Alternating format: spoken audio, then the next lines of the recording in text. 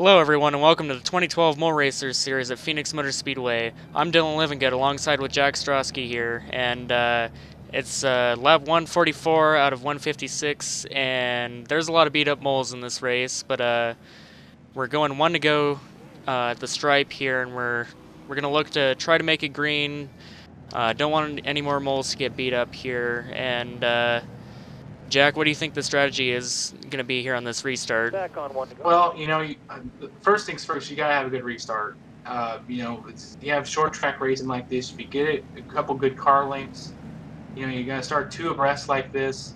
If you get a good lead, you get a good jump, you get a couple car links out for everyone else. Everyone else behind is gonna be going, too wide, maybe even three wide. I mean, we've seen racing, hard racing all day. You never know, but that's gonna be critical here. That's the first part. But if you're in the back of the pack, you gotta be conservatively aggressive. You gotta take what see, but you can't wreck anyone. You can't get too aggressive because you might tear everything off the car. And here we go, just like you said, starts are everything here, and the 26 gets off to a great start, and everyone's going to fall in behind him, 2x2 racing, and God, there's a lot of people sliding around on this track. Yeah, Phoenix is tough because this is the old configuration. It's a flat track. It's really easy to overdrive the track. You can drive it in hard when you're racing someone. You can get into someone's door, spin them out, spin yourself out, wreck the car. We've seen that a lot today, but they're really dicing it out. Only a couple 13 laps slow, almost 10 to go. They all want to win this race. I mean, believe me, this is a competitive route. They're going to race hard. Hopefully they can race clean, though, and they seem to be doing so thus far.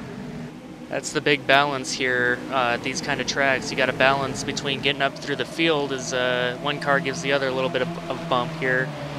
And you got to really, be conservative, but still go for it as we're getting some awesome three-wide racing here into turn one. Yeah, you see that. It's like turn one. I've raced Phoenix a couple times. Turn one's probably one of my favorite places to overtake because if you can get the car to stick, the car's feeling good.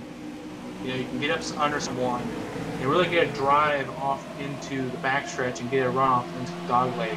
You saw that right there. That's a really good passing opportunity. You see a lot of that. You see it again right here from the 12th car. Diving, making three wide temporarily. See, he's going to get the drive off the corner. Got to get alongside. I think that's the 40 car. Should be able to stick with him. You can drive it into turn three. You might stay with him right here. See damage all over the face of that 07 car. Yeah, I think it's hard to tell. I mean, a lot of these cars are, all look the same, obviously. But, the damage from hard racing all day. I think it's hard to tell that no one has at least a couple scratches and dents on the car.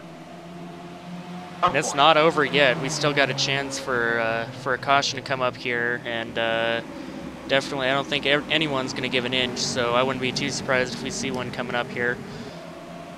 Yeah, that's the other thing, too, is when you get in these closing laps, I mean, there's been races where I've been in where you can always have that last caution go up in the last couple, maybe 4 or 3 laps.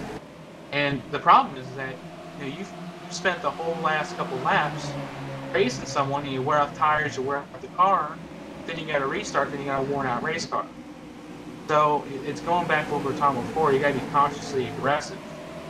You got to race someone, you got to pass at the right time, but you can't overdrive the car too much. You got to strike a balance.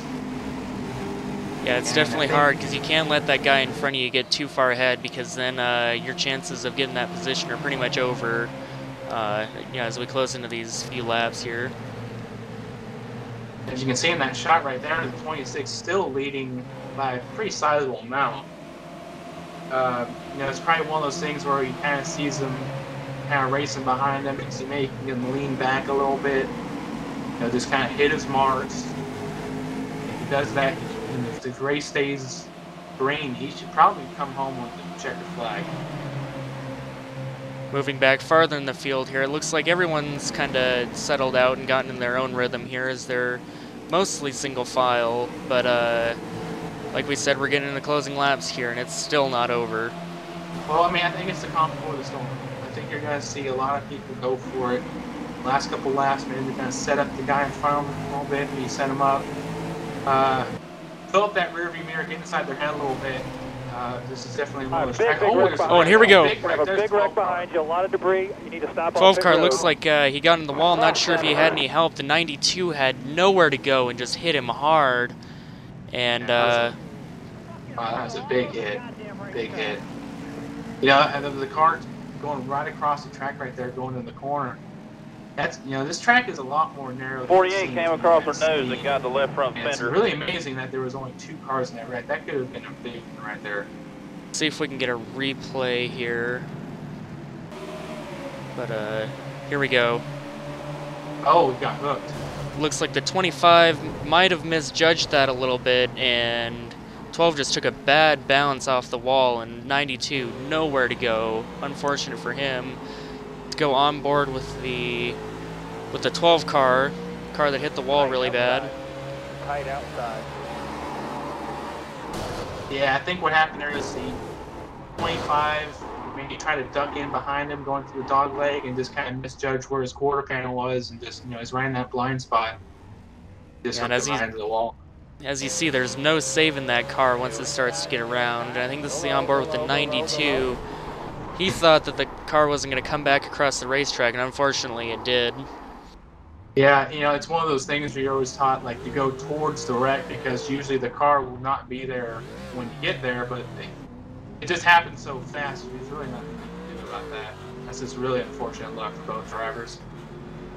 And it looks like the 92 is able to drive away here. Still a lot of damage. You can tell the steering's bent really bad here. He's obviously not facing the right way with the steering wheel at all. Yeah, he just tried to duck behind the 12 car right there. He probably saw the car behind him, maybe going with him. He was like, well, you know, maybe I can duck in behind him and keep my position, not go back any further. I think he got a little antsy. Just misjudged his quarter panel, like I was saying.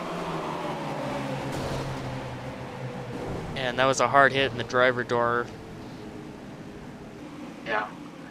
Yeah, it's, again, really a miracle that there should have been more cars in that wreck, you know.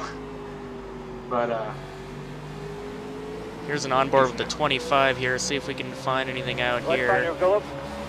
Unbelievable. Yeah, I don't think he really meant it. I think it was just a little bit of an error in judgment. And coming to the checkered here. Hell yeah. Looks like the 26 is going to get the victory, and did a hell of a job. definitely going to be liking that taste of champagne tonight. yeah, he really nailed the restart last time, and that really sealed the win for him because, like we were saying before, he went when Grayson. You know, Let's look at our. Hold on, let's look at our finishing order here real quick. Number 1, 26 of Chad J. Moulton. Number 2, Jared Mulford. Number 3, Jake Molios. Fourth position, Dustin McMullery. 5th position, Kenneth Amole. 6th, Adam Gillimole. 7th, Richie DeMolowitz. 8th, Joshua Moulton. 9, Brandon Schmoll. And the rest are on Gilligan's Isle. Really, really smart driver, buddy. Gonna line them up here on the front stretch. And sorry about cutting you off there, Jack. What were you gonna say? No, I mean it's one of those things where, you know, like it's always something you gotta keep in your back pocket if you're a short track driver. Is every time you gotta have that restart, you gotta make it count. And he sure proved that today. He dropped the hammer on that restart. He got a great one, and he just never looked back. And that's all it takes. All right, well, thanks everyone for watching, and hope to see you guys next week in Homestead. And yeah, thanks for watching.